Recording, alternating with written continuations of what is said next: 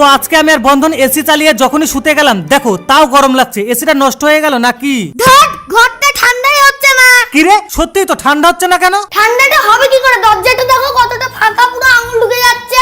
ধট, এর একটা যে কোনো একটা ব্যবস্থা করতেই হবে। আমার কাছে একটা মাস্ট আইডিয়া আছে, চলো দেখাচ্ছি। এই দেখো, কই দেখি। এইটা দরজার নিচ দিয়ে লাগালে ঘরের থেকে আর ঠান্ডা হাওয়া বেরোবেই না। ওরে বাবা, সত্যি? হ্যাঁ, শুধু এটাই নয়, আরে আরে আরে দরজার নিচ দিয়ে কোনো পোকাও ঢুকবে না। আরে এটা তো সেই জিনিস, তাহলে অর্ডার দিয়ে দে। ঠিক আছে, এই দেখো, বাই নাও অর্ডার ডান। ধরে ম্যাজিক জিনিসটা আসতে 7 দিন লেগে গেল। ঠিক আছে দেখি। ওরে বাবা, এ তো টেপের মতো লাগছে। খুলে দেখি তো। আরে এটা তো সাপের মতো।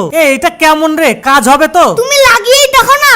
কিন্তু তার আগে বন্ধুরা, তোমরা কি আল্লাহ তাআলার এই ঘরটিকে ভালোবাসো নাকি এই মন্দির ঘরটিকে ভালোবাসো? যদি আল্লাহ তাআলার এই ঘরটিকে ভালোবেসে থাকো তাহলে একটি লাইক করে চ্যানেলটিকে সাবস্ক্রাইব করে দিও, আর কমেন্টে লিখে যাও আই লাভ ইউ আল্লাহ। আর যদি না করো, আমি বুঝে যাবো তোমরা মন্দির ঘরটিকে ভালোবাসো। দেখো, সবার প্রথমে এই লাল টেপটা খুলে দরজার ফাঁকা জায়গায় এইভাবে লাগিয়ে দিলাম। সত্যি ভাই, এবার তো দরজার নিচে কোনো পোকামাকড় তো ঢুকতেই পারবে না। আর দরজাটা কত সুন্দর আপ ডাউন হচ্ছে। চলো এবার দেখি ঘরটা ঠান্ডা হতে কত টাইম লাগে। দেখো, 1 মিনিটে আমাদের ঘর পুরো ঠান্ডা হয়ে গেছে।